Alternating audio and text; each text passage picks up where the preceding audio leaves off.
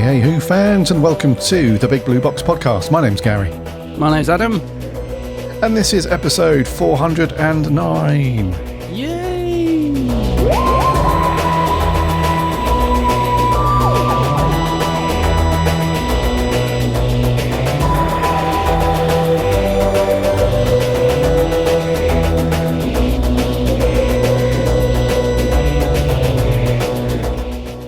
Hey, you lot. We hope you've had a cracking week and that you've all managed to do something Doctor Who related. He's in there. He's in there. Yes, get it. You won that week. No worries. Welcome to episode 409, everybody. It's been a reasonably quiet week. We've got a couple of news stories to talk through, which we'll get onto in a second. And we'll then on to our review of a bit of a different one this week because, as you know, if you're a long-time listener, we've gone through pretty much all of Doctor Who, literally everything, all the spin-offs. So we've got just the last couple of little episodes to go through from mainly the Troughton and the Hartnell years, with some of the things that have been animated and whatnot. So we're getting through those last little bits. But we realised when we spoke a couple of weeks ago that we've not even spoken about K9 and Company from back in the day, one of Doctor Who's earliest attempts at a spin-off, and I don't think we've even mentioned it, let alone said let's put it on the review schedule. So that's going to be an interesting one to talk through. It certainly is, yeah. Yes, yeah. So we'll get to all that in a moment. Dude, how have you been the last week? You all good?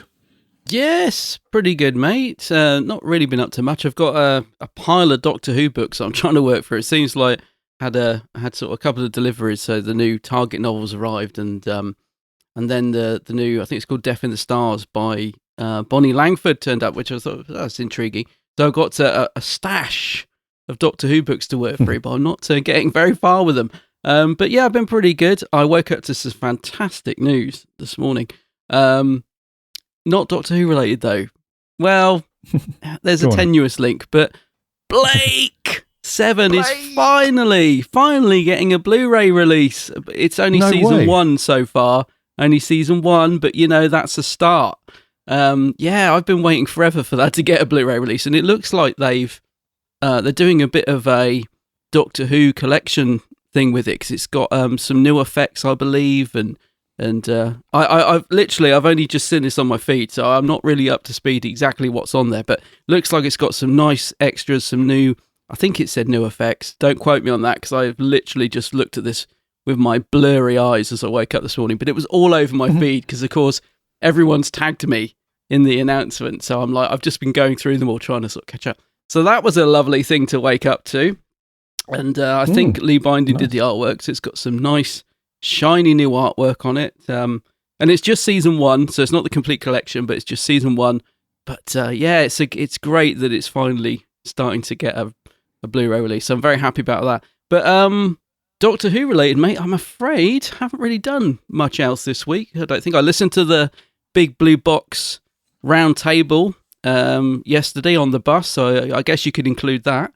Which was a great listen. Yeah. That's with our writing team. I'm not on there, so I'm not bigging myself up. It's our writing team, and talking about companions and doctors, and which ones stayed too long and which ones didn't stay long enough. So listeners, go and give that a listen if you haven't already. It's a really fun podcast that we do once a month.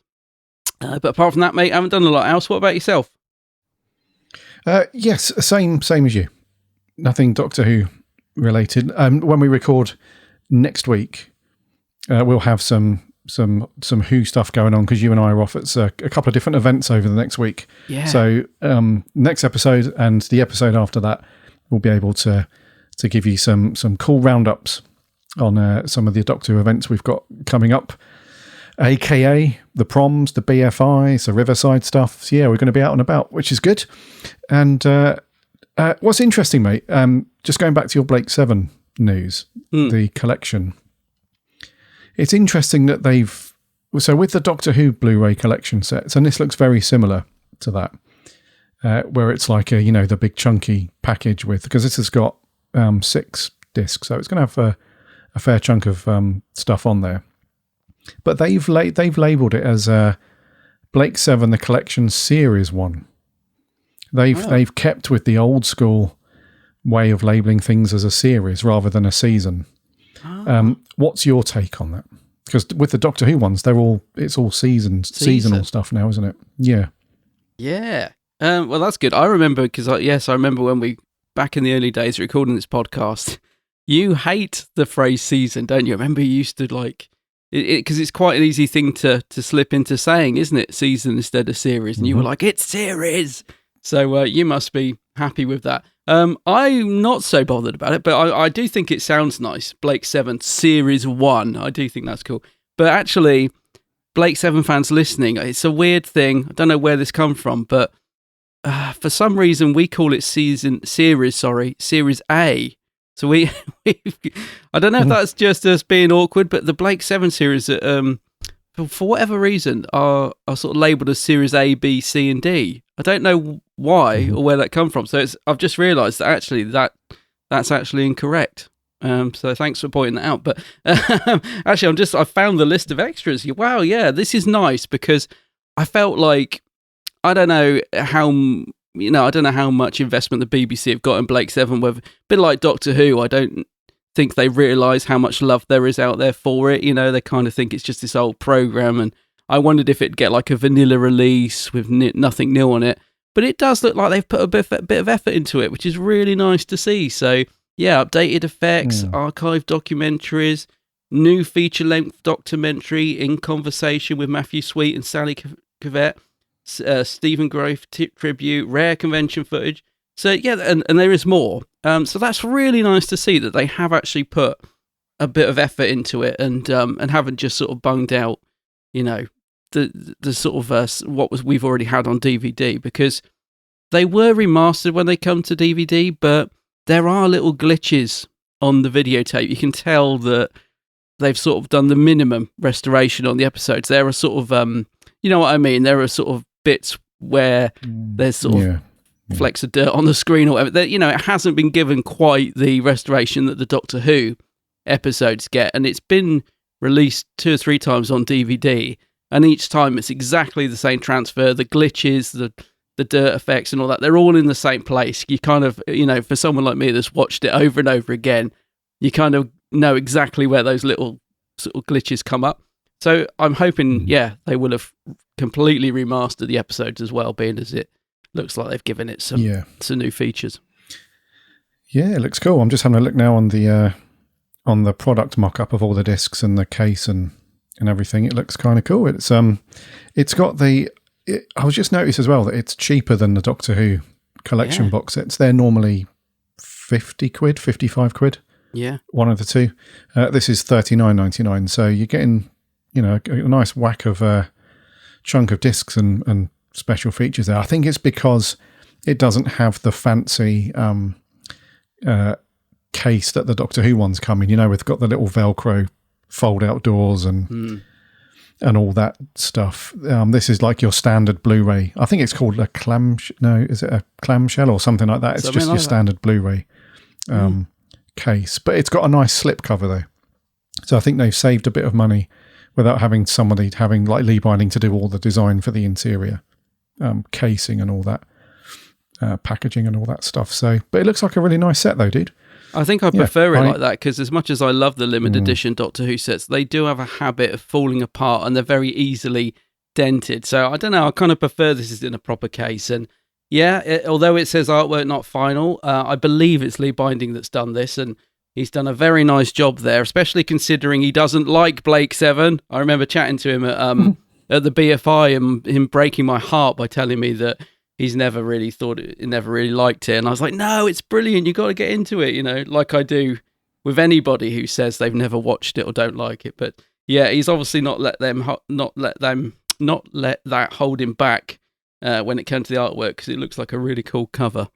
on that one. So yeah, that's really cool to see. This is your chance, mate. Have you ever got past episode 3? Oh, here we go. I knew this was coming. You've got to come on. Get on the Blake 7 train. I'm not sure, mate. Yeah, I mean, I do want to get back. I always say this all the time. I want to get back into it, but I don't know. It's just, I find it, as much as you hate me saying it, I do find it a real slog to get into as a show.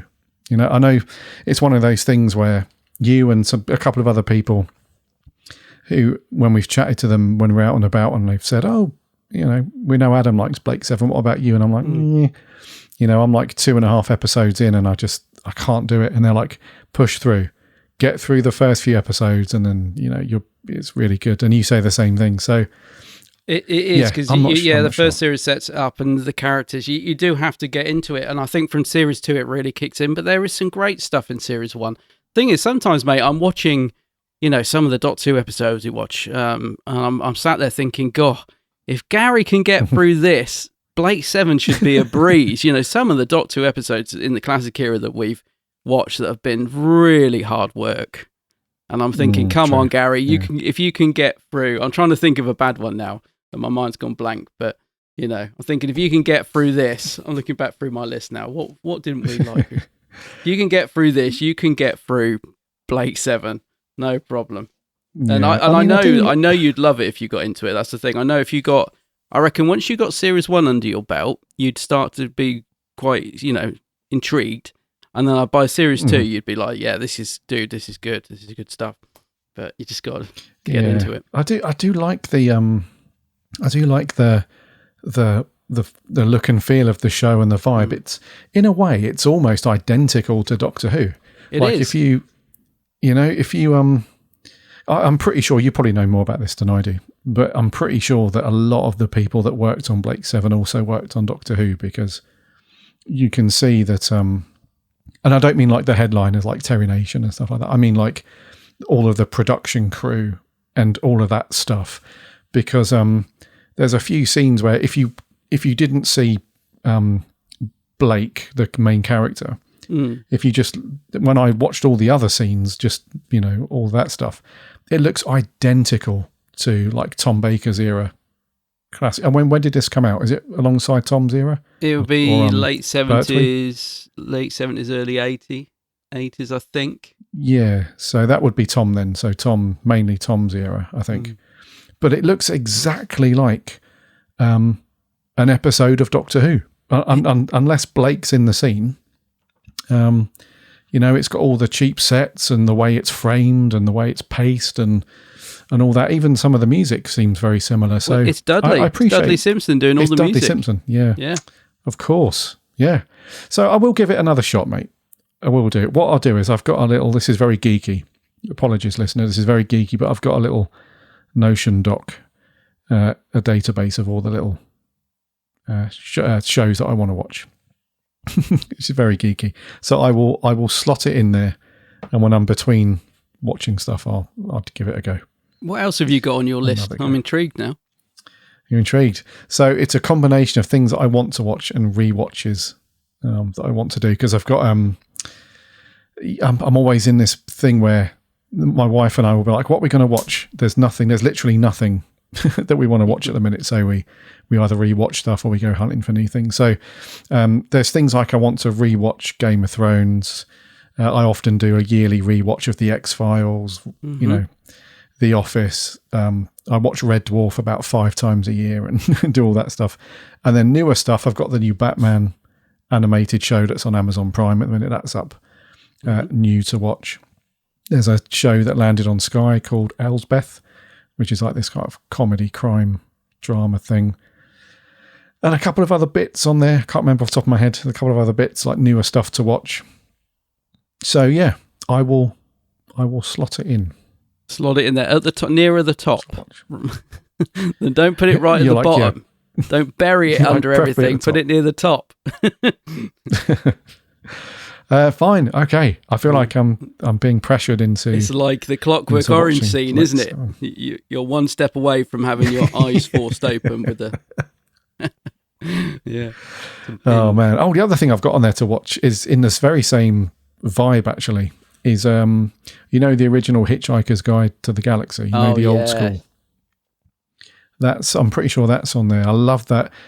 I think which is why I was naturally drawn to classic Doctor Who when I started watching it, because I love that old school 70s, 80s British TV. It's got such a lovely, most of it anyway, it's got such a lovely charm to it. And I love all that stuff. So Robin of Sherwood's on there as well. I need to rewatch that. Oh, wow. It's been a few years since I've watched that. Great stuff. Great classic stuff. Yeah, right. We should crack on, bud. Indeed. Because before we know it, we're going to be 3 hours deep and listeners are going to turn off by now or start yawning. So we do have a couple of news items to go through, as we said. So, bud, let's land the old TARDIS and go through that.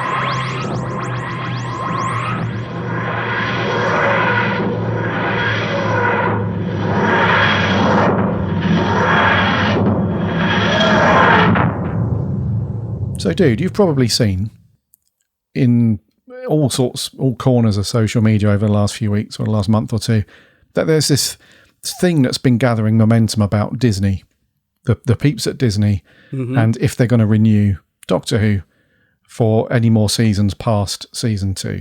So we know for a fact that season 2, which is going to drop next year, is a green light. That's a thumbs up, all good. And we also know that Russell is working on season 3. What hasn't been confirmed and what hasn't been said anywhere and still hasn't been confirmed, but we have got a little bit of info, is that will Disney renew Doctor Who moving forward past 2026 and season 3 onwards? So fandom has obviously picked up on this. So the last few weeks, last few months, it's just been this snowball effect of people saying Doctor Who's going to be cancelled, it's rubbish, all of that stuff. So we finally have somebody from Disney who has said that they are actually very happy with Doctor Who. Now, this isn't a confirmation, by the way, that Doctor Who has been renewed for season 3 onwards, but it is good to hear somebody from Disney, because we hear a lot from Russell, obviously, and we hear from Julie Gardner from time to time and some other people at the BBC and at Bad Wolf. We hear from those guys, but we haven't really heard anything from the House of Mouse about Doctor Who and their feelings and all that stuff. So, Liam Keelan, who is the Senior Vice President of Original Productions at Disney, has said, big title, that one. He has said that the company was happy to have Doctor Who and Ncuti as a sci-fi series on Disney Plus outside of the UK. This was an interview that was done recently, and he said that Doctor Who is a fabulous series. Obviously, in the UK, it's fully BBC, and rightly so. We take the rest of the world rights, but really, really happy to have it. I think just the quirkiness of it, the fact that it's in that sci-fi world, and when you think about what Disney offers in other regards, I think it feels like a really good fit to me. So it's great to have it, end quote. So that was from Liam Keelan, and then just goes on. It's nothing else. So that was in the midst of an interview when he was asked about how Disney has received Doctor Who and their thoughts on it and so on. So, dude, this is just a nice little nugget of stuff that's happening around the Disney end of Doctor Who rather than BBC and Bad Wolf, and it kind of links in to what Russell did say recently, in that he hasn't alluded to Doctor Who going away anytime soon. He hasn't said anything about Doctor Who not coming back for season 3 and beyond and all that stuff. I just don't think he's had the green light to officially say it. No one's had that green light yet. But it is good nonetheless, right, to hear somebody from Disney say how happy they are for Doctor Who to be on the platform. Yeah, and it's nice to hear. And I think what it is, the fandom's been a little bit rocked the last couple of days, because obviously the Acolyte has been, cancelled after season 1. People are saying, it's going to be removed from the platform, and I hear that Boba Fett is also not getting another series. So people just start to worry, like, if these, in brackets, big shows are not going to get made, is Doctor Who going to be another casualty of it? One thing I've never quite got my head around, mate, and I think you might be able to explain this. So, let's take Willow they that was a series that got made, was on Disney Plus, I believe, and then got removed. Why do they remove things? Because, someone who doesn't understand the ins and outs of these things will think, well, you've already spent all the money making it. Why not just keep it on the platform? But why does it cost money to keep things on a platform? Like, why do things get removed, even if they're fairly new in terms of being produced? Is it because they have to pay to keep, they have to pay the production company? I don't know. How does that work? Yeah, it's all down to, I don't know the exact ins and outs of it, but it all boils down to distribution rights and how much it costs to either shop that out and farm that out and all that stuff. So typically what happens is with TV shows, rarely is there a production that's made solely by one person or one company. So if we think about Doctor Who back in the day, in the classic years, it was just the BBC. Yeah. That was it. So the BBC made Doctor Who and the BBC broadcast Doctor Who, and it was as simple as that for the most part. There was like little licensing, little gremlins to get around, things like the Terry Nation Dalek thing, So there were certain licenses and certain copyright things that were sort of thrown in the mix, but broadly speaking, the BBC made it and the BBC broadcast it. Fast forward to today, rarely does one company make a show. So with Doctor Who's a good example, it's not just BBC Studios that make Doctor Who, it's obviously Bad Wolf Productions, and I think they have like co-production rights and broadcast rights with people like Television Canada, BBC Canada, and all that sort of thing. And it's the same thing with Willow and all these other shows. Disney is like the publisher, if you like, or the streaming publisher, and they also might fund the production studios that are making it, but it's typically the production studios that are making it, and then it just gets distributed by Disney on their platform. So because of that, you have contracts that go between those companies. So they might say, as an initial contract, we want to make Willow, and then as part of that contract, we also want to have it distributed on Disney Plus for 12 months or 24 months or something. And so really it comes down to the negotiation to do that, because it all costs money to do that, because Disney will have to cough up some licensing for certain characters that have got copyright with other companies and all this stuff. So if Disney doesn't feel like it's in their best interest to spend that money to renegotiate and put it out again, they just won't do that. And the thing with Willow is that it just didn't land for a lot of people. It wasn't a successful show. So Disney are like, well, it didn't land, why would we cough up the money to put a show out that's not being viewed by many people? So it all boils down to these contracts and licensing issues and all that stuff. It's never as simple as Disney makes a program, Disney broadcasts a program. There's a lot more layering with production studios and all that stuff. So that's my sort of very broad strokes amateur understanding of it. But yeah, no, it makes sense. I just think to the sort of like your average person on the street, they're thinking, well, the program's been made. It's like uploading to YouTube, isn't it? Program's been made. You upload it. It's on there. Why take it off? But it is, like you said, there's more to it than that. Every time you want to renew another sort of a year of having it on your platform, I guess you have to pay money, I'm assuming, or something like that. So when people worry about Doctor Who being taken off Disney or them not funding a third series or whatever, that's what it is. I mean, it just comes down to money, basically. That's the sort of long and short of it, isn't it? It just comes down to money, even if the show's already been made. Just have interest, mate. Did Willow ever can you watch Willow anywhere? Has that ever been taken up by any other platform? Or is it just gone, vanished? All that money spent producing it and it's just in a vault somewhere? Yeah, it's just gone, mate. It's gone.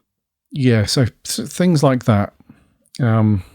It's a bit of a tricky one because you don't have any interest from any other streaming services to want to play that, because it kind of hit a bit of a dead end, which is really weird, because that's the other thing with these shows, is that sometimes they're not even officially cancelled.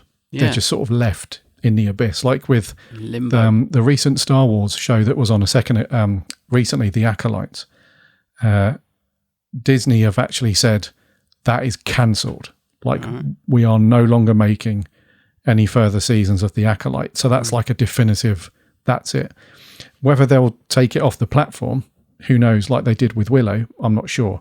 But with things like Willow, and also you remember the Obi-Wan short series that was out as well. What, with Ewan On McGregor? Disney. Yeah. Yeah. So that was never officially cancelled either. So a bit like Willow, nobody said we're never going to make any more. Right. It's just like, you can read between the lines, if that makes sense. You can have a pretty good understanding of how it works. And so we're not going to get any more Willow.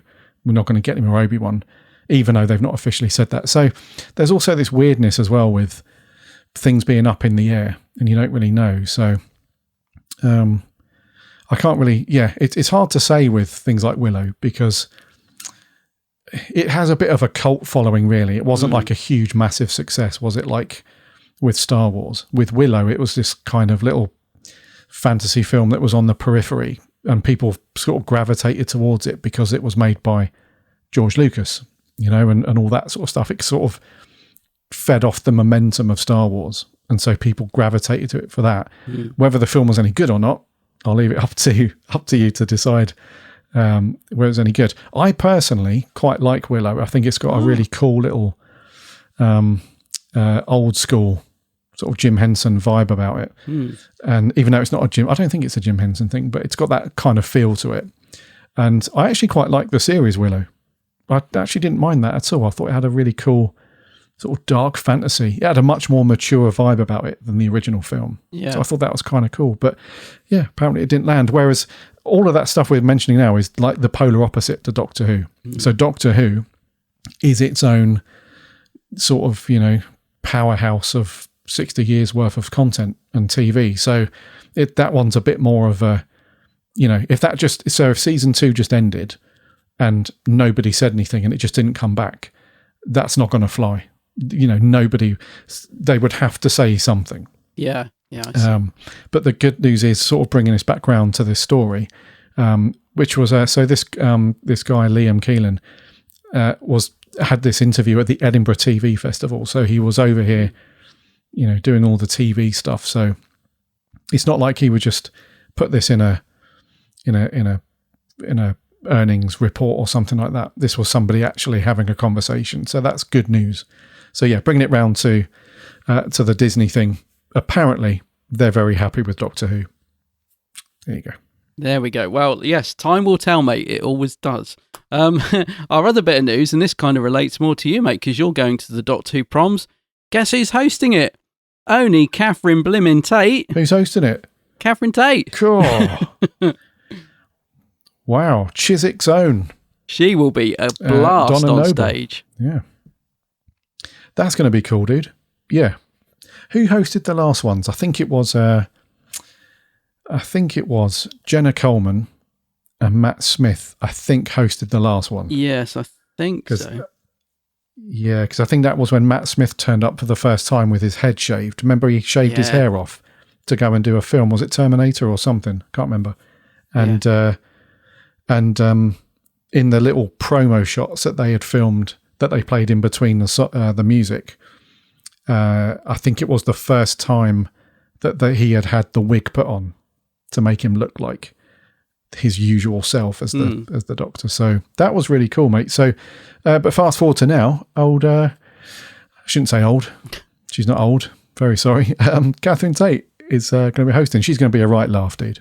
I think it's going to be a good one. She's going to be brilliant. I am gutted not to be going to the proms because I love the BBC proms. I've been to 2. So I went to one with Matt Smith, but it wasn't the one where he had his head shaved. It was a different one. And then me and you went to one at Wembley Arena, didn't we? Who was hosting that? Was it Peter Davison? Can't remember who it was now. That was Peter Davison, yeah. Yeah, that was awesome. Where was that, dude? Was that in... That was Wembley Arena. I remember it well. Wembley Arena, that's right, yeah. So this one's at the Albert Hall, and you'll be going. This is on Monday, so you'll be able to give us the lowdown on the next podcast. But you'll be there. You must be looking forward to this.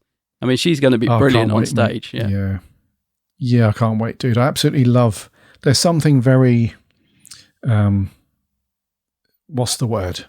I don't want to be as dramatic as to say, like, ethereal or, surreal. But there's something really amazing about listening to an orchestra, especially in somewhere like the Albert Hall, play the music of Doctor Who. And I think for a lot of people, it kind of hits you in the it's an emotional experience hearing that, because the reaction from everybody in there is so cool. I mean, the last one that I went to when they did it a few years ago, they did this whole section, and it was all the companions' music. So they went through and did all that, and they had like a little medley of music from the classic years companions. Anytime there was some music around that in the classic episodes, they did a little medley for those guys. And then that piano chord hits, Rose's theme from Modern Who. Yeah. That opening piano chord that just, and everyone, there was like an audible gasp from everyone in there.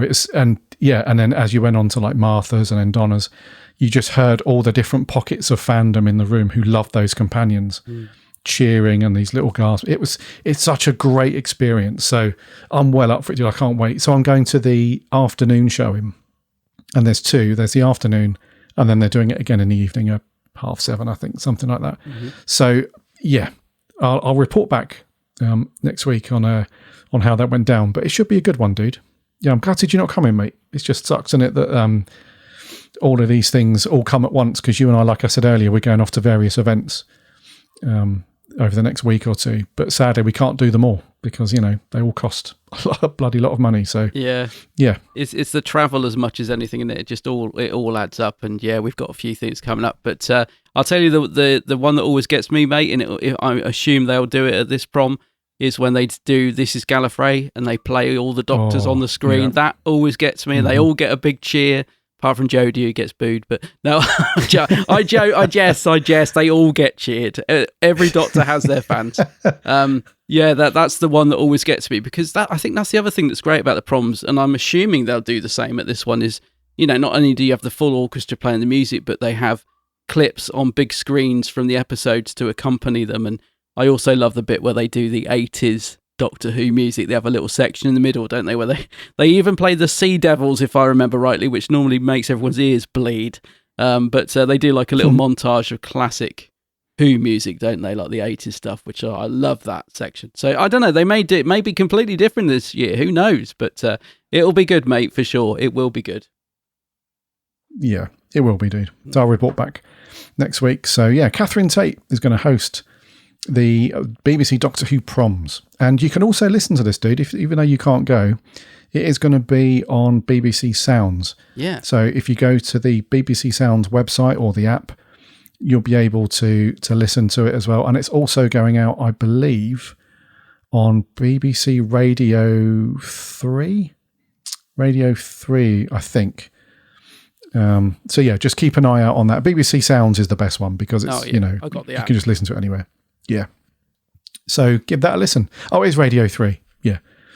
And it will also be shown on BBC One later on in the year. Sweet. So they normally put it on October-ish. Yeah. So we'll let you know when that's on. Nice one. Right. News done, dude. We're going to take back off in the TARDIS and get the screen out and do some reviewage. So an interesting one, bud. But what have we got this week? Well, talking of fantastic music, and I'm sure they'll play the theme tune to this at the proms, we are doing, I think this is the first Doctor Who spin-off, and it's K9 and Company. Christmas on BBC One. Tonight, Elizabeth Sladen stars in K9 and Company. Well, what do you think it does? Well, we could try asking it. Shump. You'll be taking it for a walk next. Hey! Mistress! Don't muck about. It wasn't me. I spoke, mistress. What? I am K9 Mark III. Mysterious occurrences at Morton Harwood and suspicious circumstances cause concern for K9 and his new friends. A dog! A dog belching fire! It got Peter! It got my son! I swear by Arianrod! Bizarre happenings in K9 and Company, tonight at 5:45 on BBC One. K9 and Company, eh, dude? Who'd have thought that we'd be on to reviewing this one? Something that I think we've only ever mentioned on the podcast maybe twice in 10 years. something like that. It's one of those. Sadly, it's one of those very forgotten little corners of Doctor Who stuff that hardly anyone talks about. In classic years and all that, all the episodes where K9 appears and where Sarah Jane appears, they get all of the, obviously the limelight and stuff. But yeah, K9 and Company was this weird. I say weird. It was this attempt back in the day. This is back in the early 80s to try and do a Doctor Who spin-off, and so they went with just one pilot to begin with, and it's called A Girl's Best Friend, which is what we're going to be reviewing now. And then it sadly just didn't go anywhere.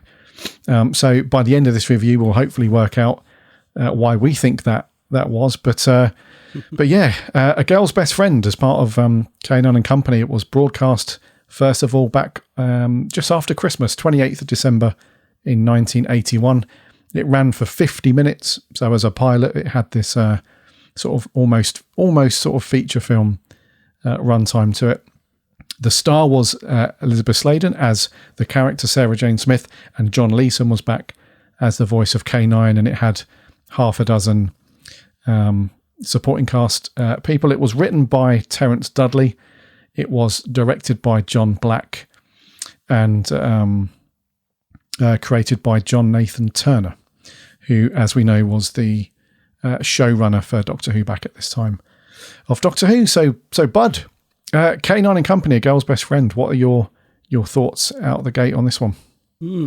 I have a little bit of a soft spot for it. I absolutely agree with the majority of people who say that it's a bit dull and a bit flat, and it doesn't really work overall. But it is a pilot at the end of the day, and I think it had a bit of promise to it. I think it could have gone on and been a series. I know as a 6-year-old watching this at the time, and a 6-year-old that absolutely loved K9, I was thrilled when this came on, and was, I sort of vaguely remember sort of checking, thinking, well, when's the next episode? Because as a 6-year-old, you just assume if there's an episode of something, it's going to be a series. And of course, there never was any more. It was just this one episode. But I think it could. I think it had potential. I really do. I'm not just joking. I think this, if they'd have gone with it, I think they could have tweaked the things that don't work about this pilot. And I think, Liz Sladen was definitely strong enough to carry her own series, as we know from the Sarah Jane Adventures. She works really well with K9. And what's odd when I was watching this again the other night was I always forget that K9 wasn't with Sarah Jane, with Tom. Does that make sense? So when she's opens the box and she's like, cool, what are you? And she's never seen K9 before. I always think, oh yeah, of course, she never met K9, did she? But in my head, because after this, she is so associated with K9 because of the 5 Doctors and the Sarah Jane Adventures, I sort of feel like K9 was always part of Sarah Jane, if that makes sense. So I think they work well together. Story-wise, it's not the strongest. It's certainly odd to have a pilot that's centered around sort of black magic and this sort of weird cult. It's an odd story from, who wrote it? Terence Dudley. Yeah, it's an odd story to sort of kick off a series if that had been. But I don't think it's as bad as everyone says, mate. I've watched this a couple of times over the years. As I said, there is a bit of nostalgia comes into play because as a kid, I just remember loving K9, having his own episode. It always amazes me, mate, the things that I can remember considering how young I was. For example, I can remember reading in the newspaper that K9 was being axed and being absolutely gutted, and I would have been about 4 or 5. I mean, how can I remember that? But I can. I can see myself sat on my parents' brown, it was like a corduroy sofa. I can remember reading it in the paper, and I would have been about 5. I don't know how that's possible, but there it is. And I can also remember, loving the fact that K9 was back on the screen and stuff like that. So there is a bit of nostalgia plays into this, but it's not a particularly strong story. The direction is very flat, but I think there's enough in it to intrigue me, and I don't find it a slog. it's not the most exciting episode, but I'll quite happily put it on and watch it. So I don't think it's as bad as other people sort of say, but it's also not great. It's just a little oddity. But just to sum up, mate, I think there was potential in there, and it got good viewing figures. One of the reasons it didn't get a full series was certainly not down to the ratings, because it got 8.4 million viewers. So, that's like we'd kill for those ratings these days. So yeah, there were other reasons that it didn't go into production, and we can go into that. But overall, my thoughts are, mate, it's I'm going to say it's a fun little oddity. Not the best, but certainly not the worst. Okay, that's fair enough, dude. Yeah. So yeah, for me, it's an odd one, because it's an odd one in that I'm not surprised that it didn't get commissioned into a series. And the reason I say that is not because of any negative thoughts towards the characters themselves, because we already had Sarah Jane as an established companion, right, from the main show. So she was already doing her thing, and obviously K9 as well. But it felt like the story as a whole, it felt like it was an old school Doctor Who story. It didn't feel like it was pushing anything forward enough for people to be like, okay, this is a cool new direction for these characters and so on. And it's a little bit jarring as well, having, because like you said just a second ago, it's always really surprising. And I've only seen this twice, dude, but I remember the first time I watched it, thinking, hold on a minute, they've got this wrong. Like, I actually the first time I watched it, I paused it and I was like, this can't be right. They've made a mistake here, because why is Sarah Jane surprised what this tin dog is? Why is she surprised? This is K9. And then when you think about it, you're like, oh yeah, she'd never met K9 in the actual show. They'd never had an episode together. So for that reason, it kind of, and I think a lot of Who fans, when they watched it, they had to give themselves a little mental sort of nudge there to be like, actually, yeah, they never met, as weird as that sounds. So I think it's jarring from that perspective. And then, as I said, it's this feels like, the Damons, this old school kind of witchcraft in the village kind of vibe. It doesn't feel like an 80s sci-fi program that's, pushing things forward. It feels like an old Doctor Who episode that's already been and gone. So I think for that reason, it's it just didn't, probably if they had have commissioned it and we had a series of 6 episodes or whatever it might have been, I think we would have got some really cool stuff. But this wasn't the best story, I think, to get it into the eyes of people to try and get a springboard into a series. It just doesn't feel new enough. It just feels like treading old ground a lot of the time. It's got some lovely little bits in it and stuff. And the other thing as well is that I think they tried a little bit too hard to try and make Sarah Jane come across as this kind of new, upbeat, modern girl about town. And it just didn't land for me. So, like, in the opening sequence with the absolutely belter of a theme tune and all that, they do this thing where they see Sarah Jane like in a coffee shop with a portable typewriter, and then she's in all of her leotard workout gear, and she does this cheesy thing where the camera zooms in and she turns around and looks in the camera, and there's all these different scenes. It just doesn't feel like Sarah Jane. It doesn't feel like she would be doing that stuff, because the reason why it doesn't fit, and maybe it would have done if we got a series, but we go from all that stuff to her just being in this very frumpy old woman's dress for most of the series, just sitting down having a cup of tea, not really sort of doing much. So the intro sets this thing up as in it sets the story up like, we're going to have Sarah Jane out and about, investigating, doing all these things, and K9 in tow, and he's going to help out, and it's all going to be great. And then it turns into watching a 50-minute episode of just sort of plodding around, her complaining a lot, and not really doing anything. So I think for those reasons, it doesn't land particularly well. However, it's not a terrible watch. It is a reasonably cool little watch, and there are some, like I said, some cool moments and scenes with Sarah Jane and with K9. I think K9's pretty cool in it. Yeah, and I actually like the banter between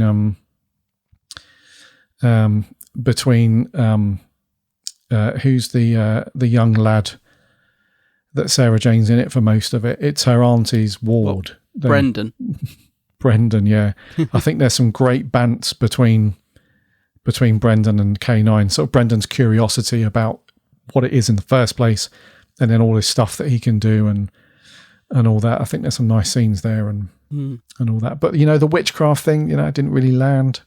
You had the opening scene where they're all like around the sacrificial table and they're all doing the chants and stuff, and you think, oh, this is cool. But then you don't see it until the very end of the episode or the end of the feature, whatever, and then you see it again and they get unmasked and that's it. So yeah, dude, it's not terrible, but it's not anything to sort of write home about either. Which where did you watch this, by the way? On iPlayer, the iPlayer, or did you get the old season? Was it 18 box set? Was it 18? Yeah, they put 18. this on, and yeah. But how did you watch it? Yeah, actually, funny enough, I fired up the iPlayer to watch it, and then I thought, actually, no, I'll watch it. I will put the actual disc in because I wanted to see the production subtitles as I was watching it to try and get a bit of info, because I have seen this a couple of times and I thought it's not a difficult story to follow, so I'll watch it with the production subtitles to get a bit more sort of info on it, if you like. So I actually did watch it on the season 18 Blu-ray set in the end, but the last time I watched this, mate, don't know why, here we go, but I was VHS. No, not quite that long ago. No, I was I'd got the house to myself and I'd had a few bottles of wine and decided to do a live stream on Instagram, and I was plastered. And our good friend Ad was in the chat, and it was about 3 a.m, and the clocks were going forward, so it suddenly jumped to 4 a.m. And he was like, "Put K9 and Company on." I'm like, "Yeah, let's watch K9 and Company at 4 a.m. Come on!" Yeah. And put it on, and I was absolutely trolled. And it was sort of the next day when I woke up at about 1 o'clock in the afternoon, going, "What did I watch K9 and Company last night? What was I doing?" So that was a fun live stream, and obviously I didn't remember a lot about it, as you can imagine. So yeah, it definitely needed a rewatch. So yeah, I bunged in the season 18, but it is on the iPlayer, and the only reason I did it was to just try and get a bit more background. Is the only reason I watched it on the disc rather than iPlayer. Mm-hmm. Yeah, cool. But it's on there. It's in the I watched it on Hooniverse. yeah, it is. Yeah, I watched it on the season 18 box set. The first time that I ever watched it was when, years ago, when I picked up the K9 Tales DVD box set, which has got The Invisible Enemy, and something else. And so I remember picking that up and watching it and thinking, okay, this is, so it's just those two stories, The Invisible Enemy and A Girl's Best Friend. And I remember watching it thinking, crikey, this is very different. And after I watched it, I thought, I'm probably not getting the inclination to watch that anytime soon. And now for this review, I think it must have been back in, I don't know, 2009 I watched it, something like that, 2010. And I haven't watched it since then, dude. I haven't even thought about it, let alone, want to watch it other than this review. So I did stick it on from the season 18 box set. And they did an okay job of doing it. Supposedly it's a HD remaster. And I think that's the version that's on iPlayer as well, where they did a proper transfer into HD from all the original stuff they filmed on film, and then all the studio tape footage, anything that's like, in a studio, they upscaled it a bit. So I remember thinking, it does look quite good. It does look, as good as it can look, basically, from a show from that time. So in that respect, and it has got, they did put this is weird for a pilot that went nowhere. They have got quite a few special features on it. Yeah.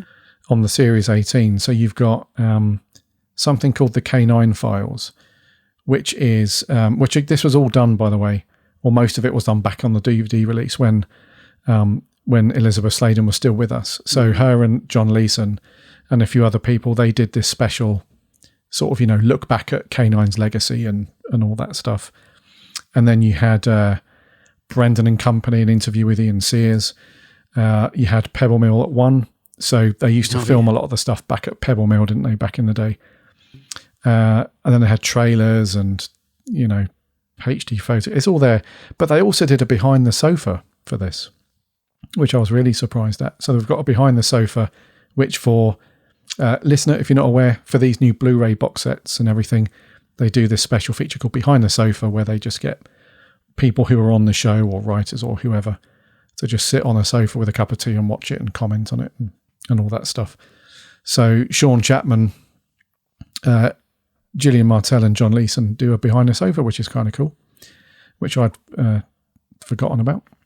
Yeah, I didn't watch that this time round. I watched it when the set came out, but I must admit I didn't watch it this time round. But yeah. So Ian Sears played the young character Brendan, as we've mentioned already, and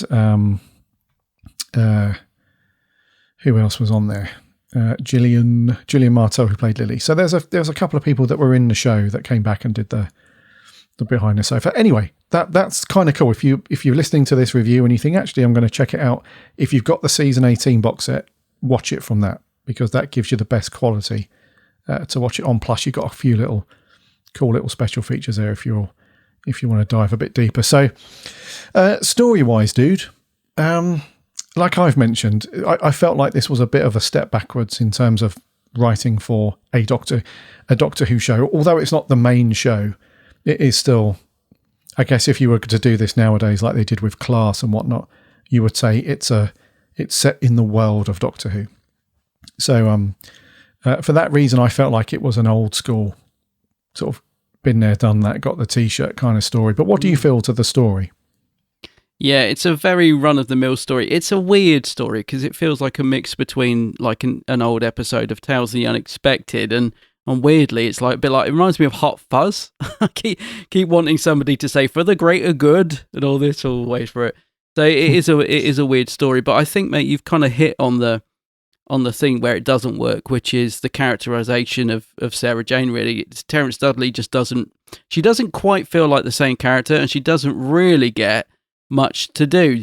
She gets a throwaway line about being a reporter or investigator or whatever, but yeah, most of the time she's just sort of wandering around, meeting the other characters, I guess, who they're trying to introduce into the story, but she's not actually getting much to do. In fact, I hate to say it because she doesn't give a bad performance by any means, but Liz Sladen looks a little bit bored in this story. Like, there isn't much for her to do apart from the end, and then we get probably one of the quickest wrap-ups ever where it just suddenly almost just ends. So story-wise, it's not very strong, unfortunately. Yeah, samesies. Which is a bit of a... I'm not sure whether, because we haven't really got much investment in this, have we? Like I said, it's not an episode or a story that you and I hardly ever talk about.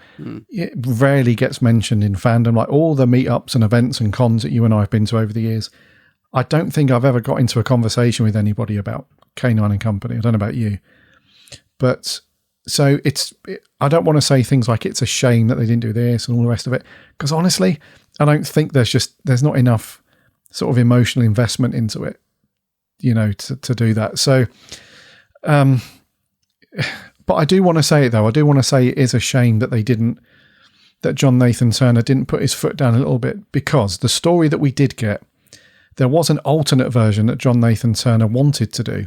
Oh. But didn't come to fruition. So John Nathan Turner's initial idea for the story was that there was a twist partway through the story that K9 was under the control of the Master. Oh. And so that was the first draft and the idea. But it was very quickly sort of canned. So the second draft for the story just completely removed that whole twist and any mention of the Master and so on. So obviously, because we didn't get any details about a series, who knows if the Master would have come in and tried to have done that stuff and all that. So, but what Russell T Davies did do is that Russell did sort of pick up on a few of these little cues when he came to do the episode School Reunion with David Tennant's Doctor and that sort of thing. So there was a couple of little bits that they looked at of John Nathan Turner's earlier notes and whatnot that they eventually got into some of the story. But dude, I feel like that would have been a better angle to go with this story, because even if you just did it as a one and done deal, like the Master's in it, took control of K9, whatever, he's defeated by Sarah Jane, and then off they go on other adventures. Although that feels very Doctor Who and not so much just a K9 and Company thing, I do feel like having that kind of story would have been a much bigger pull and would have sort of piqued fans' interest a lot more and they would have wanted to see more. So yeah, I don't know what you feel about that, but I don't know. That feels like it would have been a much more explosive story and kept fans chomping at the bit a bit more. Definitely makes. I think one of the reasons we don't really talk about this is because it's not because it's really bad. It's just it's very forgettable. There isn't. I can't think of any specific moment that I would talk about over a pint. Like, oh, that bit where Sarah Jane or that bit where K9. There's kind of nothing in it. There's no momentum to the story. It's just really, really sort of flat up until the last literally 5 minutes when it all kicks off and then they all sit down and have a cup of tea and it ends. So there's no momentum to it. There's no sort of standout moments in it. And I think that's why we don't often talk about it, because it's just very forgettable in that sense. Whereas if they'd have done something like the Master or, anything like that to give it a little twist or a bit of something to wake you up halfway through the episode where you're like, oh, what was that? That it needed something like that, really, because the way Terence Dudley has written it, this to me feels like it's, like you said, a regular sort of almost late 70s, early 80s episode of Doctor Who without the Doctor. Like, he's still writing Sarah Jane as a background character. K9's still a background character, really, that just sort of goes out and zaps people. It's almost as if it's missing the Doctor coming in and being like the lead. He doesn't write Sarah Jane particularly as the strong lead in this, although she's sharing the pilot with K9, you know what I mean? They don't feel like the leads in it. It's just lots of sort of characters that mingle, and then there's a bit of a sacrifice, and that's it. So it's missing that sort of standout plot element, I think, to make you remember it. Yeah, no, I agree, dude, 100%. And it's it must be a tough thing to try and find a balance when you're doing a spin-off show, because you want to have familiarity for people who watch the main show, but at the same time you want to do your own thing, because that's the whole point of doing a spin-off, right? Is that you want to branch off and do your own thing, which I think is why, in my opinion, why Class failed so badly, is because after that initial cameo from Capaldi in episode 1, there was hardly any mention at all of anything in Doctor Who throughout the entire series. It just it didn't reference anything at all. So if you'd have taken that, and listener, if you want to hear our reviews on Class, then search for that in your podcast app or on the website. We had a fun time reviewing all those episodes of Class. But I think I mentioned it back then when we were doing it, that if you take the Capaldi cameo out of it, that could have been just any generic sci-fi show.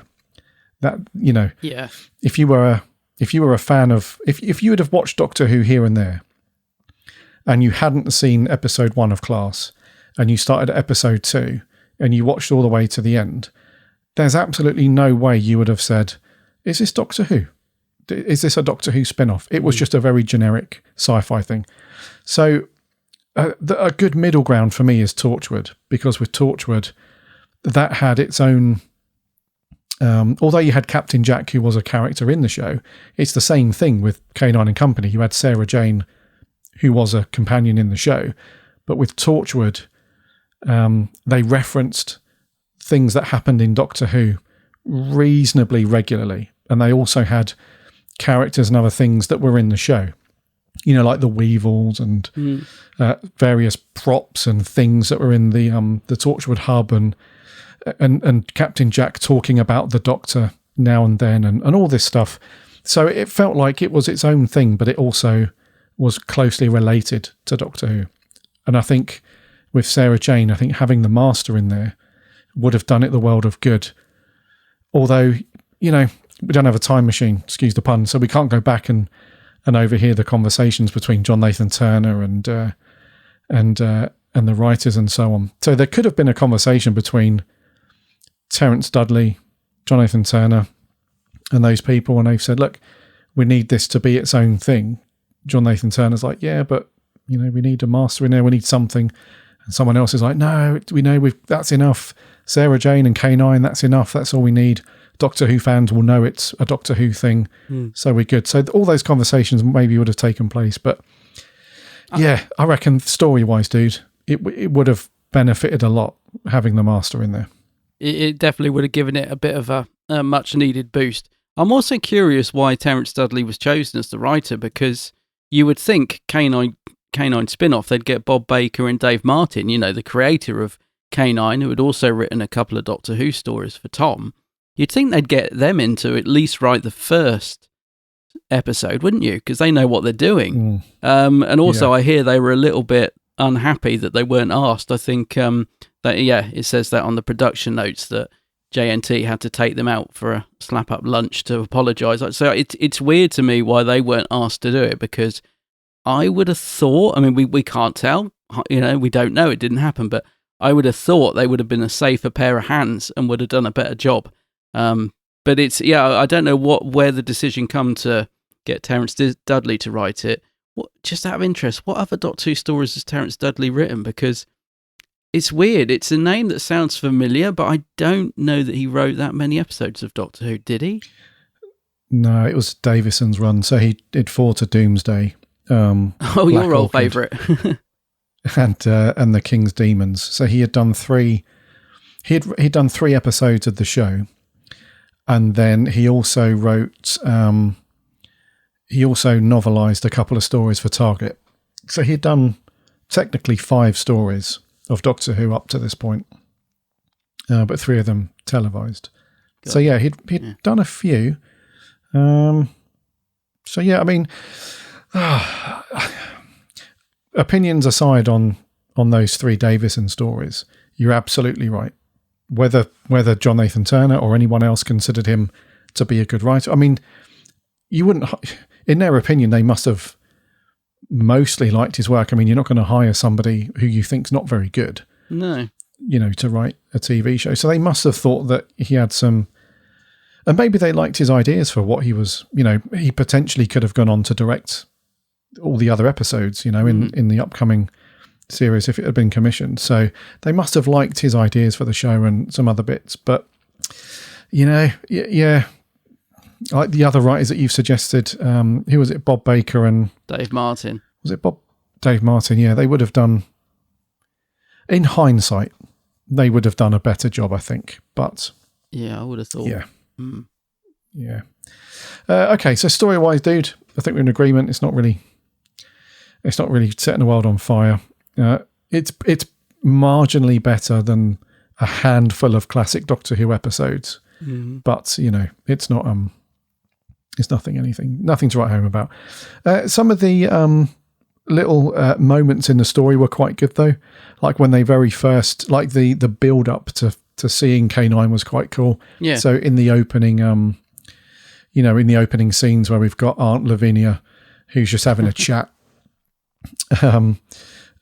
With her mate, and talking about housey things and her going off on travels and stuff like that, and then she's like, "Oh, this big bloody box that's just been delivered. It was at my flat in Croydon. I don't know what it is. Yeah.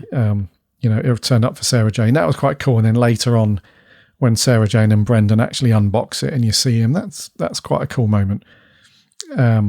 Although that, like I mentioned, there is that little thing where you have to mentally remind yourself that Sarah Jane's never seen K9 at this point, which is still surprising. But and then that and after that point, I think you nailed it earlier when you said it feels like a run-of-the-mill normal episode of Doctor Who, just without the Doctor in it, because the way that K9 knocks around and his attitude to other people is exactly the same as he is with Romana and the Doctor and all that stuff. You know, when Brendan's talking to him and he's like, "Oh, you're really clever." He's like, "Affirmative." You know, it's all the same. It's the same go round that we've had before. So there's some cool little bits in it. In terms of cast members, dude, there was a couple of. I wasn't blown away, mate, with the supporting cast. If I'll be honest with you, there was a couple of them that were okay. I thought Brendan was kind of cool, played by Ian Sears. I thought he was kind of cool because he had this sort of childlike wonderment about K9, like really interested and all that stuff, and that was cool to see, because at this point we'd been so used to K9 being in a bunch of episodes for Doctor Who, and especially Tom's Doctor just kicking him out the way, you know, being horrible to him and all this stuff. So it was nice to see a character actually be really into K9 and be fascinated by him and all that stuff. So Yeah. Ian Sears, dude, as Brendan Richards, I thought he was a good character. Yeah, I think considering, you know, he's a really young actor and sometimes they don't exactly deliver in their performance. I actually thought, he was fairly decent. And actually, you talked about the extras on the Blu-ray earlier, and there's a little sort of 5 to 10 minute interview with Ian Sears. It's a really lovely interview, and he comes across as the nicest guy. He just talks about how much fun he had doing it, you know, how he would have loved if it had gone on to be a series. It's such a lovely little 10-minute interview.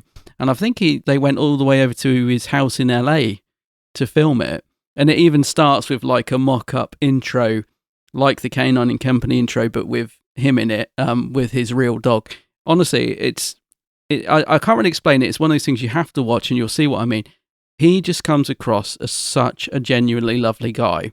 And I think in his performance in this, because he says he was 18 at the time, I mean, he looks a lot younger to me in this. I thought he was about 14, 15, but apparently he was 18 when he filmed it.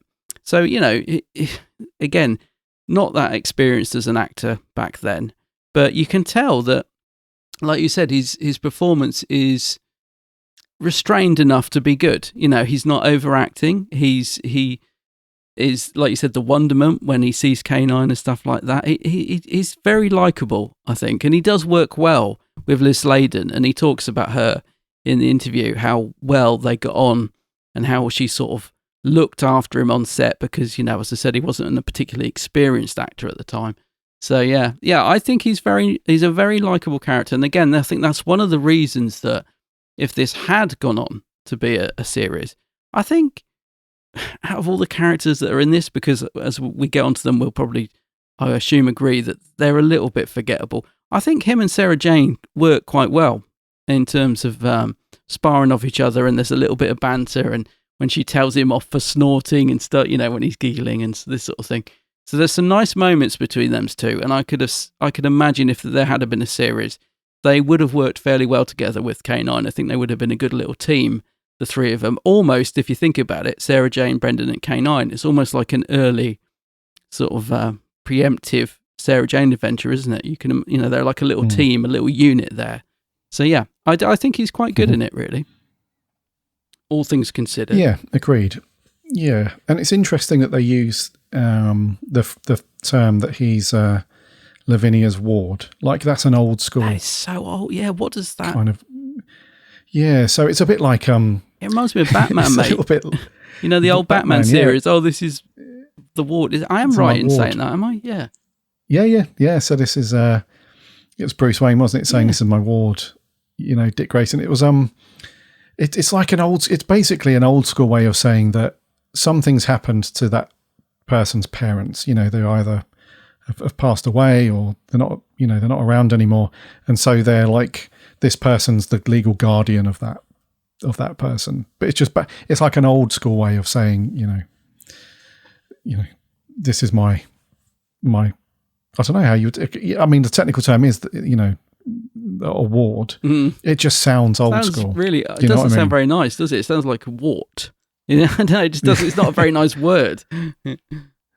Yeah, no, it's weird. So, but no, he was a cool character, and like you said, he's a lovely guy. And when you hear him if you watch those documentaries, he's so complimentary about Elizabeth Sladen and all that. He comes across as really cool. So yeah, he was cool.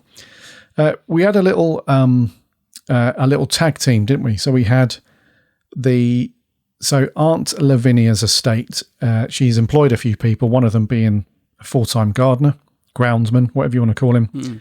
And him and his son, they have a little bit of a tag team. So the gardener he's part of the cult, like, the village cult, and he wants his son to be initiated into the cult. So the reason why the thing is, when Sarah Jane first arrives, there's this bit of a mystery as to why Aunt Lavinia isn't there. She's not meant to depart for wherever it is, the US, I think it is. Yeah. Until later on in the year, but Sarah Jane turns up and she's already gone. She hasn't phoned her. Back in the day, she hasn't left a telegram, anything like that. So nobody knows why she's gone. So Sarah Jane turns up, no one's there. The only person she sees, the first person she sees, is the gardener. And he's a little bit creepy. He's a bit of a grumpy old so-and-so, you get the feeling that he doesn't like visitors in the village. He doesn't like that because of this whole witchcrafty thing. And then part of the sub-story is that in order for his son to be initiated into the cult, they need to sacrifice somebody. So they think it's going to be a good idea to kidnap Brendan, and they're going to use him as a sacrifice. And then that way he can be initiated into the circle or whatever it's called. And away they go. So they break into Sarah Jane's house one night and they try to kidnap Brendan. This is the first attempt. But they end up knocking out the gardener's son, Peter. I think it is. I think his name's Peter. So the gardener, the groundsman, is George Tracy, and then his son, Peter, is the one who's getting initiated in. So George, the gardener, groundsman, a bit grumpy for obvious reasons, and he was played by Colin Jeavons. And then his son, Peter, he was played by Sean Chapman. So what do you think to these two guys? You had one sort of polar opposites in a way. You had George, who's very grumpy, old school, doesn't like to be disturbed, doesn't like visitors, part of the coven, all the rest of it. And then you've got his son, Peter, who actually doesn't really want to be part of the coven. He's shouting at his dad at some point, towards the end. He's like, I don't want this, no, I don't want this. And he gets forced into it, sort of thing. So you've got two very different people. It's like the old school people and the youth of the village. They're very much at opposite ends of what they want to do and stuff. So that was kind of an interesting little thing with those two as characters. But yeah, not too bad, basically. No, I was going to say they're all right. I mean, Colin Jeavons looks very familiar. I feel like I've seen him in other things around this sort of era. He's just got one of those faces. As for his son, Peter, who's he played by? Sean Chapman. Don't recognise him. But, I mean, he was all right. Yeah, they seem to... They've sort of got the memo, and they deliver a fairly decent performance. That's about the best I can say. They don't... Yeah, they're not... They don't stand out, but they're all right. Yeah. They don't stand... they're not the worst in it, I don't think. No, I agree. They're not the worst, mate. So they were okay. It's just interesting that that's the first character that we see when Sarah Jane arrives, and he looks a bit shifty. Bit grumpy. A bit shifty. Yeah. And then we have another person that's employed by Aunt Lavinia, who's this kind of business person that's what would you say he is? He's a bit of a weird character because he supposedly got an office, I think, or he rents out part of the house, the big mansion. He rents out part of it, and he's worried about his business and all the rest of it. And I also couldn't figure out if he was Aunt Lavinia's, bit on the side. bit on the supposedly. I don't know. But anyway, that was the guy that helped Sarah Jane navigate her way through this weird village life, I guess. He's old school, but he's not like the character George, who's just dismissive of everything. He's actually quite helpful and all that stuff. So that was who was that guy? Was it Vince? Was it Vince? Was it? Oh, I thought you were on Henry? about. Can't remember. Yeah, I'm not too sure actually. Sorry, I thought you were going to be talking about Bill Pollock, the big old guy. Sorry, I got a bit. That's what. Yeah. Is that who you mean? Bill. Yeah. Yeah. The sort of. He's a bit. Hello, my dear. That guy. Yeah. That's him. Yeah. So he was played by Bill Fraser. He was a very, very well established actor at this point. Yeah. So quite a reasonably famous face for it. But yeah, he was again not amazing, but not terrible either. He kind of had a likable vibe about him. I didn't mind him. He was, like I said, he was really helpful. Like whenever, because Sarah Jane sort of butting her head up against a brick wall for like the last half of the episode, because she knows, she's 99% sure who's kidnapped Brendan. She knows about the cult and the coven and all this stuff, and she knows what's going on, but she just doesn't have any physical proof. So when she's trying to tell people, like the local police people and some other people, they just laugh at her or they just dismiss her. Whereas Bill Pollock, he's like, oh, okay, fine, let's go and have a look.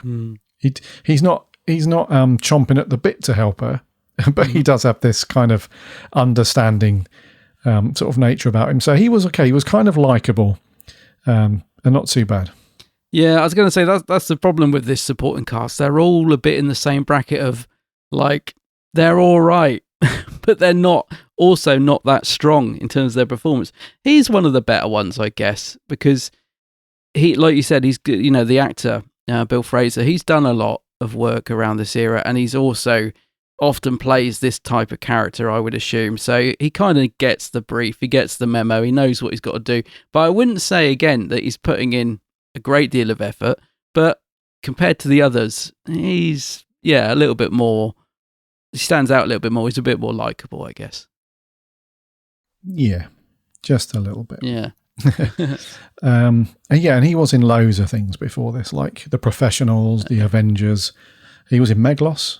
He was in, loads of old school sort of British stuff. He was in, a lot of it. So he was not too bad. He was all right. Yeah, but like you said, though, you've nailed it. A lot of the supporting cast members have got that kind of thing about them where they're like, they're okay, but they're not terrible either. It's that. It just feels like they've sort of turned up. Yeah. They've put a bit of, they're probably just sort of want to get it over to get down the pub. You don't feel much effort going in. You don't feel much urgency from many of the actors. It feels a little bit like it's a day at the office. That's how it comes across. They're not terrible, but they're not great either. They're just very flat, I suppose. Yeah. A lot of them. Yeah, just a little bit. Yeah. And that could be down to the direction. I don't know. Yeah. Could be. Yeah. Okay, what about... So there were some other people that were in it a little bit. I'm not going to go into too much detail with those. So there's a couple of police officers that, just are useless. And then you had a couple of people that were like the local village mob who had their like little evening parties and stuff. Yeah, that kind of thing. Yeah. And throughout most of the episode, you were trying to figure out, are they part of the coven? Are they not? What's going on? Who knows? And some of them were okay. But lastly, before we talk about Liz Slade and John Leeson, we did have Mary Wimbush as Aunt Lavinia. She's in it at the very beginning, at the very end. And she, again, a pretty big star in terms of TV and whatnot. Her career was massive. I mean, I think at this point she was in she was in her late 50s, early 60s, it looked like. Yeah. Certainly in her 50s, I think, when she did this. And she'd already been in loads of things. But yeah, she was like a typical old school, sort of stiff upper lip, typical British woman, very strong. Not too bad, but she just wasn't in it very much. But she was all right.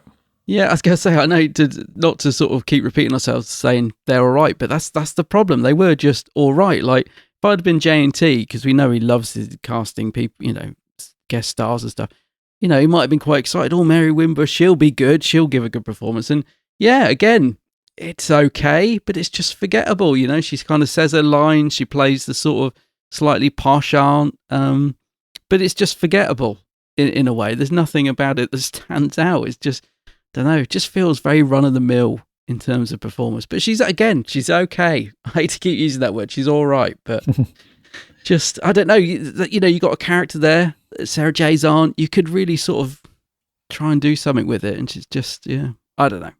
It's all right. She's okay. I don't know. Yeah, I don't know. Okay, and then lastly, our sort of dynamic duo to tenuously link back to Batman again.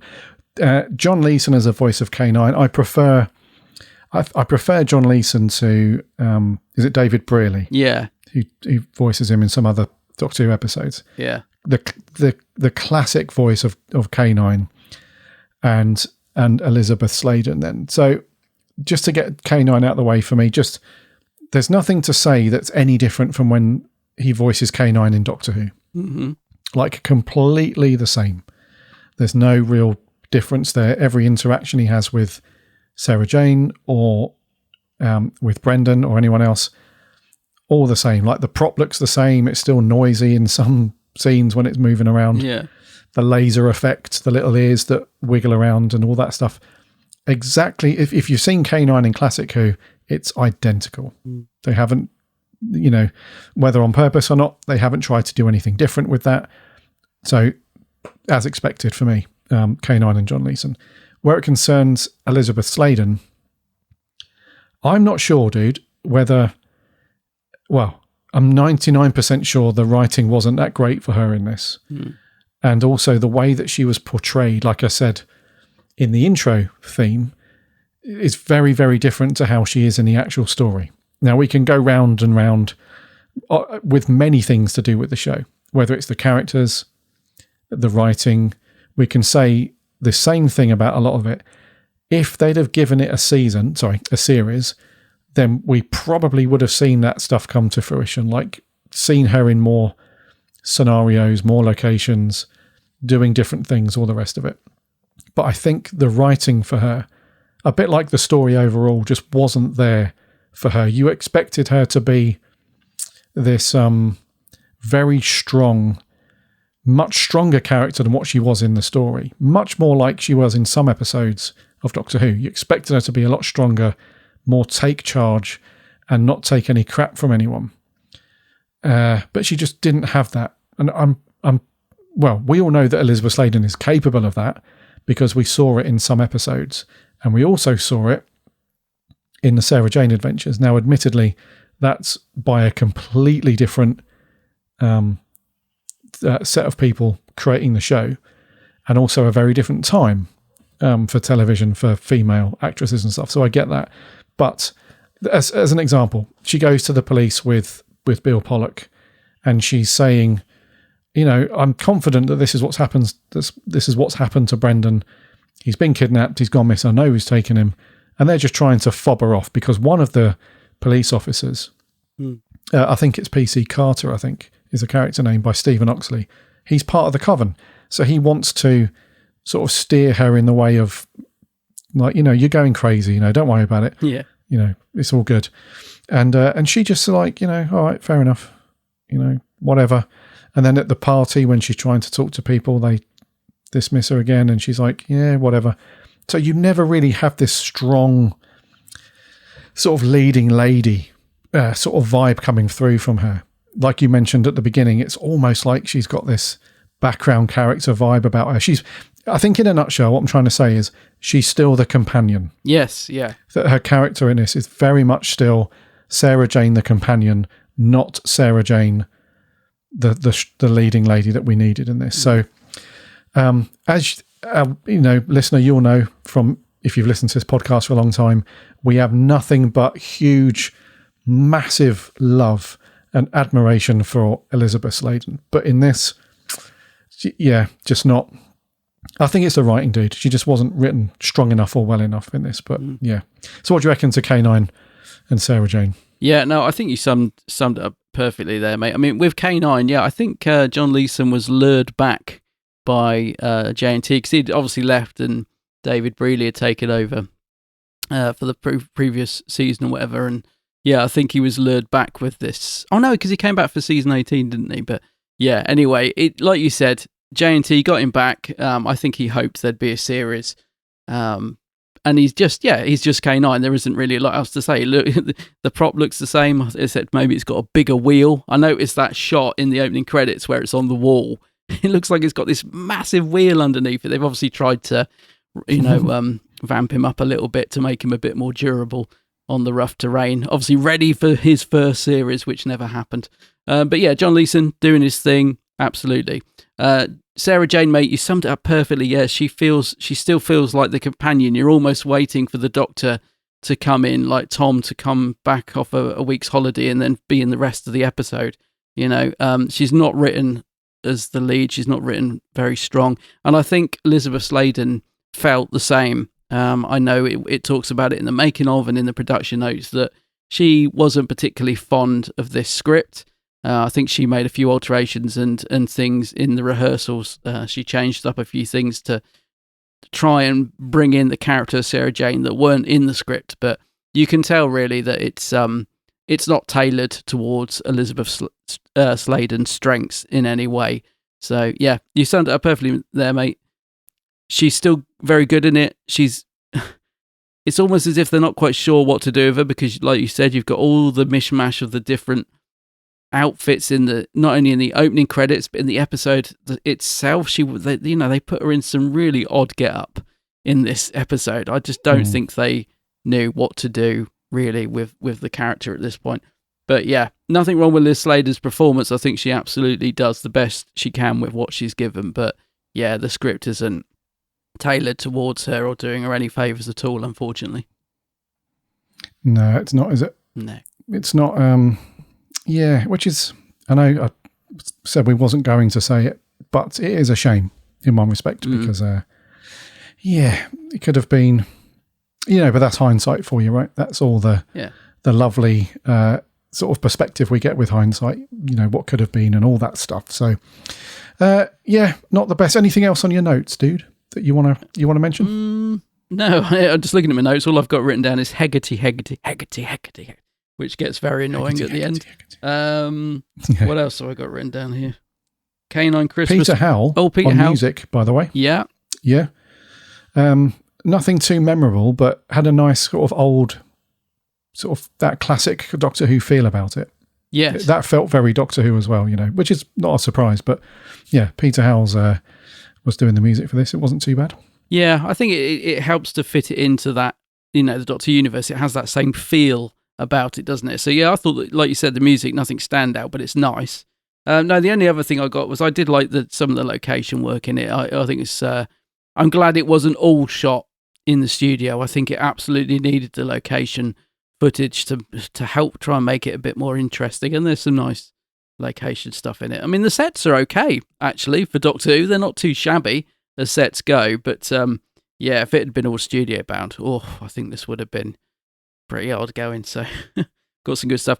Just before we move on, mate, did you obviously I know we always laugh at the theme and the intro. It's kind of cheesy it's about as cheesy as you could get, but I guess in a way is it like a guilty pleasure, would you say? Do you watch it and think it's so bad that you kind of love it? Because I think over the years that's where I've gone with it. I kind of watching it again yesterday when you get all the graphics coming up with K9's head and then it morphs into K9 and then you got Sarah Jane in the pub having a drink. I've kind of grown to love it in a very cheesy way. I mean, it is an earworm, right? Even this morning when I was making a cup of tea before we recorded, I can hear it in my head. K9, so yeah, I'm just, your thoughts on the theme of the intro, mate. Is it terrible beyond redemption or is it a guilty pleasure? No, it's not a guilty pleasure. No. Okay, I didn't think you'd like it.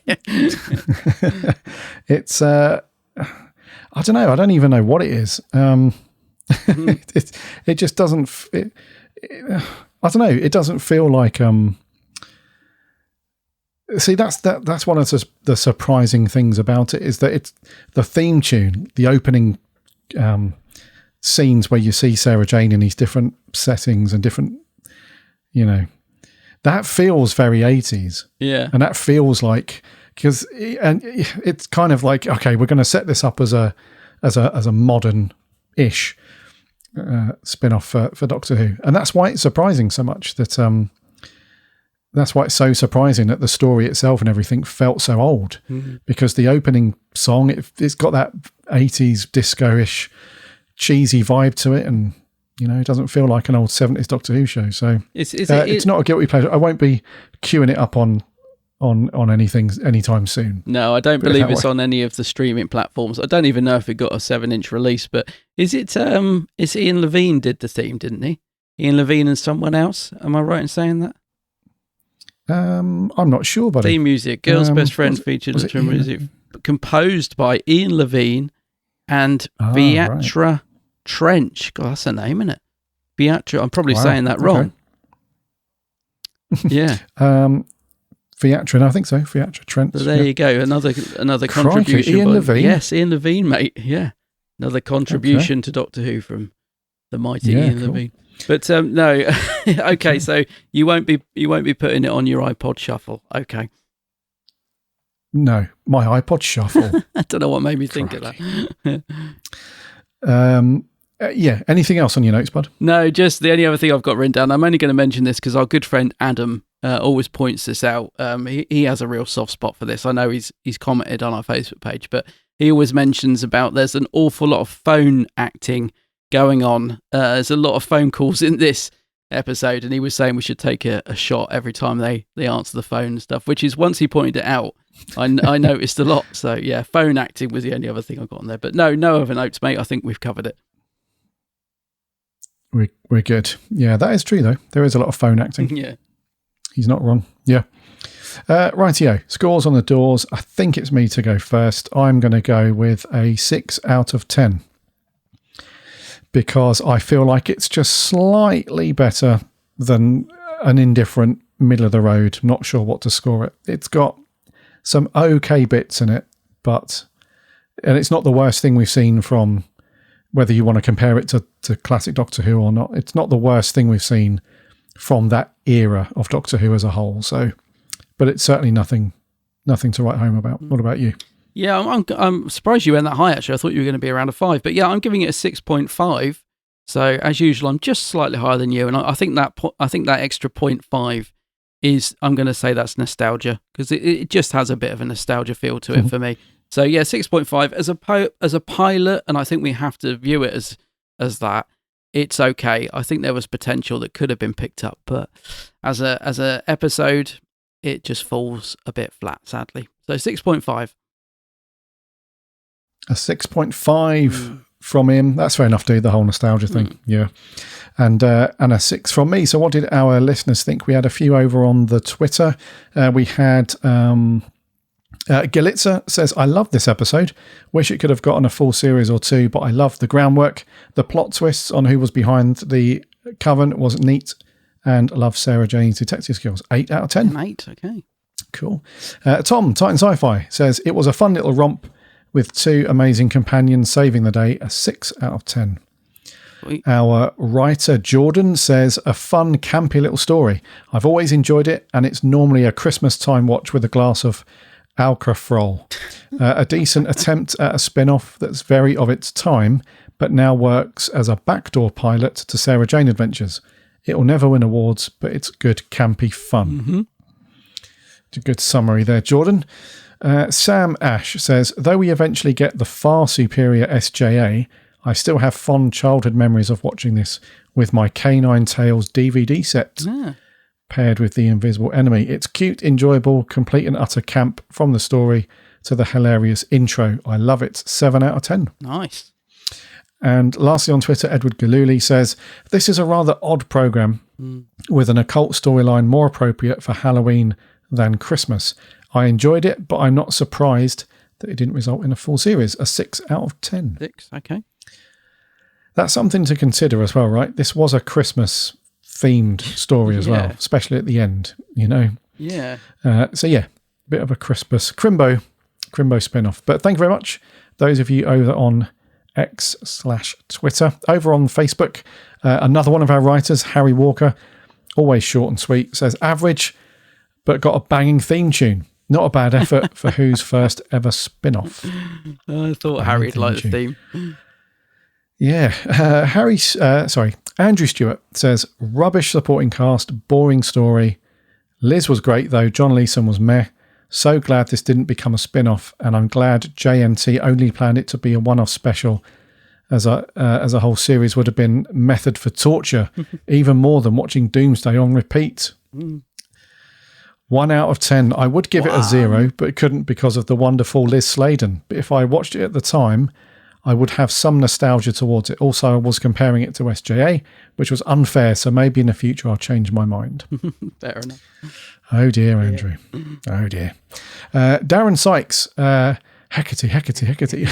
Take a dollop of the Stones of Blood, a sprinkling of the Android Invasion, and a mix in a spoonful of Sarah Jane with a pinch of K9. With those ingredients simmering away, you'd suppose you'd be onto a winner. Instead, we get what falls as a flat as a pancake. The pacing is pedestrian, lots of talking to advance the plot and very little action until the last few minutes. Both the acting and direction make you feel like you're watching something produced for the stage. Yeah. Happily, this wasn't to be the final curtain for Sarah Jane and K9, but this spin-off, whilst well-meaning, was certainly less than the sum of its parts. Score 5 out of 10. Do you know what, Darren? That's pretty bang on. That is spot on. Yeah, nice one, Darren. Charlie Turner. The first attempt at Doctor Who spin-off, I'm just thankful that he never made it past one episode. Thankfully, the Sarah Jane Adventures years later was better than this. Can't rate it out of 10 as it's just one episode, but that one episode we got of this nearly spin-off sucked. Not a good watch at all, in my opinion. Oh, dear.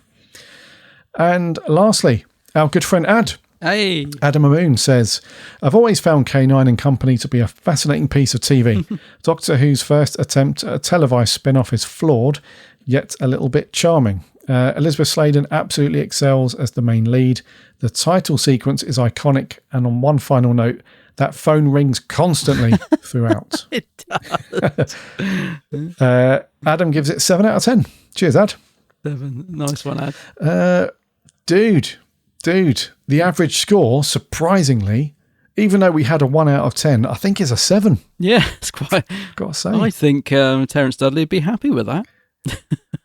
I think so. Yeah. This is absolutely crackers, mate. Back last week when we did Sharda, we thought that was going to be a bit weird, and that ended up being an average like 7 or 8 out of 10, but in fandom. And the same with The Chase. That ended up being a 7 average. So, nuts. Crazy times. There you go. K9 and Company, a girl's best friend, checked off the list for review. So thank you very much to those of you that got in contact over on the social channels. Very much appreciated as always. Next week, bud. Now, just a little wee caveat.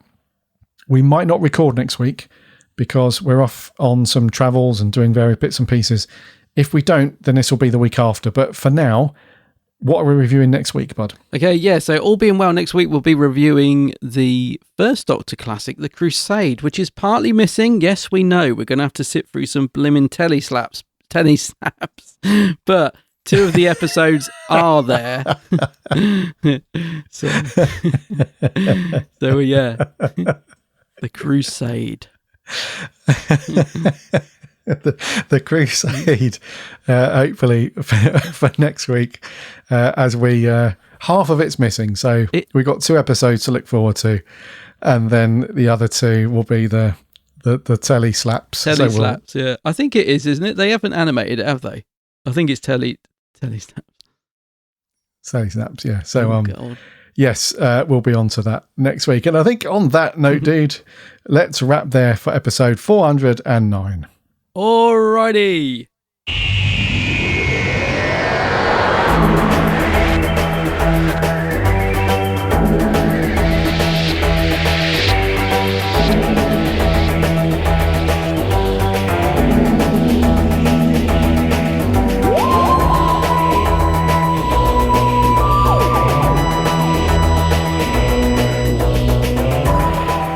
Thank you very much for listening to another episode of the Big Blue Box podcast. That was episode 409 and our review of K9 and Company, A Girl's Best Friend. And thank you very much to those of you who got in contact with your mini reviews and your scores. Much appreciated.